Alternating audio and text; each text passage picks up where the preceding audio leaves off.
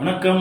சமீபத்தில் மறைந்த இயக்குனர் கே பாக்யராஜ் சார் அவருடைய மறைவு திரையுலகுக்கு மட்டுமல்ல அனைவருக்குமே மிகப்பெரிய இழப்பு. எனக்கு மிகப்பெரிய இழப்பு. ஏன்னா அவரோட சிஷியர் நான். அவர் பார்த்து வளர்ந்த பையன் இந்த கூல் சுரேஷ். எனக்கு மிகப்பெரிய இழப்பு. அது மட்டும் இல்லை, அவருடைய மறைவுக்கு அஞ்சலி செலுத்துவதற்கு நான் முருங்கைக்காய் எடுத்துகிட்டு போனேன். அது பயங்கர பேசும் பொருளாச்சு. என் மனசை ரொம்ப பாதிக்குது. ஏன்னா நான் ஒரு சினிமா நடிகர். என்னோட ஸ்டைலில் தாங்க நான் அஞ்சலி செலுத்துவேன். பாக்யராஜ் சாருக்கு தெரியும். அவர் நான் ஒரு முறை சந்திக்க போகும்போதும் முருங்கைக்காய் வாங்கிட்டு போய் தான் அவரை சந்திப்போம். அவர் என்னை கிண்டலாக பேசுவார். நேற்று கூட அது வீடியோவில் நான் அந்த ப்ரெஸ் மீடியா பீப்புள்கிட்ட பேசும்போது அதை நான் வீடியோவில் சொல்லியிருந்தேன். ஆனால் அதை யாரும் கவனிக்கல. நான் முருங்கைக்காய் எடுத்துகிட்டு வந்தது தான் எல்லோரும் ட்ரோல் பண்ணி என் மனசு புண்படும்படியாக பயங்கரமாக பேசியிருந்தீங்க.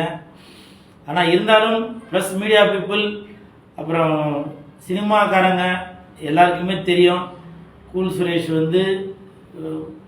உண்மையான அஞ்சலி தான் செலுத்தியிருக்காரு அப்படின்றது. ஆனால் உங்களுக்கு, அதாவது சினிமாவையும் தாண்டி உள்ளவங்களுக்கு ஒரு பேசும் பொருளாக இதை வச்சு ஒரு ட்ரோல் பண்ணலாம் அப்படின்னு என்னை பயங்கரமாக வசைப்பாடி இருக்கிறீங்க.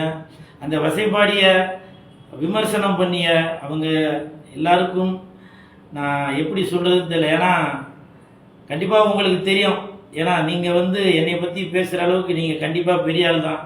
ஏன்னா நீங்கள் காஷ்மீரில் இராணுவத்துக்கு கூட துணையாக நின்று வெயில்லையும் புயல்லையும் மழையிலையும் அந்த துப்பாக்கியோட நாட்டை பாதுகாக்கிறவங்க.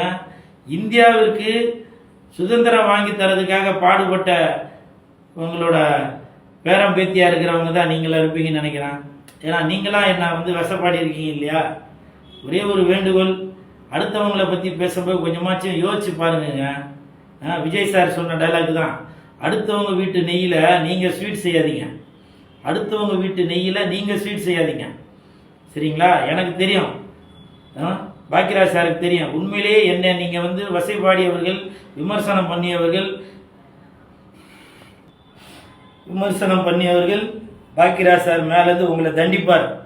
கூல் சுரேஷை நம்ம தவறாக சித்தரிச்சிட்டோம் அப்படின்னு கண்டிப்பாக உங்களை தண்டிப்பார். இதே மாதிரி தான் லாரன்ஸ் மாஸ்டர் அவர்கள் பல கோடி உதவி செய்திருக்காரு.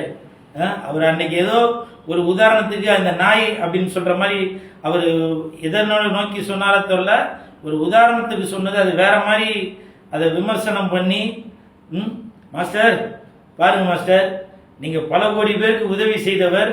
அந்த லாரன்ஸ் மாஸ்டரையே ஒரு செகண்டில் மக்கள் எல்லாரும் வேற மாதிரி பேச ஆரம்பிச்சிட்டீங்க. இதுதான் வாழ்ந்தாலும் ஏசும் தாழ்ந்தாலும் ஏசும் இந்த உலகம். இவ்வளவு ஏங்க நடிகர் பாபா லட்சுமணன் வாமா மின்னல் அப்படின்னு சொல்லுவார்ல, அவருக்கு உடல் நலம் பாதிக்கப்பட்டு தங்க இடம் இல்லாமல் இருக்கிறப்போ லெஜண்ட் சரவணன் அவர்கள்ட்ட இந்த கூல் சுரேஷ் 2 லட்ச ரூபா பணம் வாங்கி கொடுத்தேன். முதலாக லெஜண்ட் அவர்கள் பாபா லட்சுமணனுக்கு உதவி செய்தார். மிகப்பெரிய உதவி. அதை பற்றி யாராவது பேசுனீங்களா? என்னை பற்றி பேச வேணாம். லெஜண்ட் அவர்கள் 2 லட்ச ரூபா பணம் கொடுத்துருக்காரு அப்படின்னு யாருன்னா அதை பற்றி ஒரு வீடியோவில் அவருக்கு ஒரு வாழ்த்து சொல்லியிருப்பீங்களா? ஏன் சொல்லலை? அதை பற்றி சொன்னால் உங்களுக்கு வீடியோ ஓடாது, சப்ஸ்கிரைபர் ஏறாது, இன்ஸ்டாகிராமில் லைக் வராது. அதான் அர்த்தம். இருந்தாலும் நல்லா இருங்க.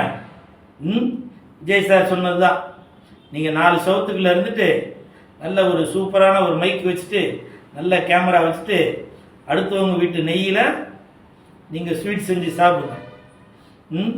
இன்னொரு விஷயமும் சொல்கிறேங்க. பார்த்திபன் சார் மறைவப்போ அந்த வண்டி இறுதி ஊர்வலம் போகிற வண்டியில் முன்னாடி பாக்யராஜ் சார் அவரோட வண்டிக்கு முன்னாடி என்னால் பேசவே முடியல, வாயெல்லாம் உலருது.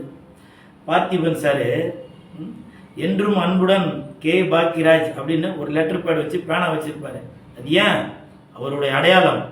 அந்த மாதிரி தாங்க கே பாக்யராஜ் சாரோட அடையாளம் முருங்கைக்காய்.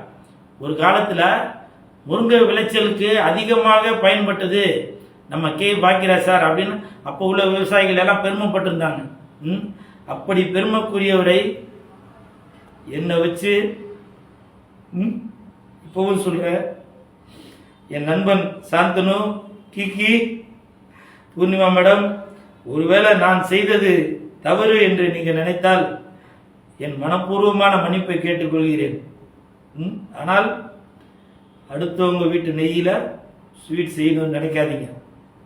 கண்டிப்பாக என்னை வசைபாடியவர்களை பாக்கியராஜ் சார் தண்டிப்பார், கண்டிப்பாக தண்டிப்பார்.